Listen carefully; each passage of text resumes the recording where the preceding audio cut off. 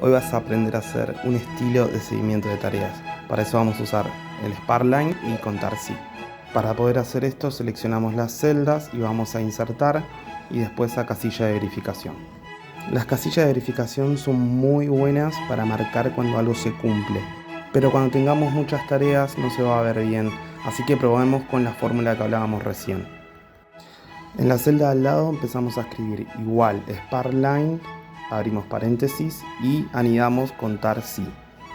Volvemos a abrir paréntesis y ahora elegimos las celdas que queremos que nos cuente.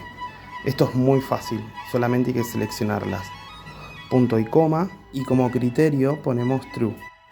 Cerramos el paréntesis, punto y coma y abrimos las llaves. Ahora tenemos que especificar qué tipo de barra de progreso queremos para nuestra tabla.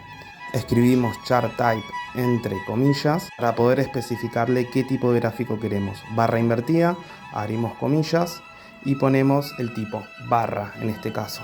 Cerramos comillas, punto y coma, abrimos comillas de vuelta porque queremos que el valor máximo se nos muestre, así que ponemos max y le especificamos la cantidad. Barra invertida y le ponemos 4. Cerramos las llaves y ahora el paréntesis. Ahora cada vez que apretemos una tarea completada se nos va a agregar la barra de progreso en nuestra celda que elegimos. Espero que te haya gustado, acordate de bajar la fórmula, seguime si querés más contenido como este. Te espero, chao.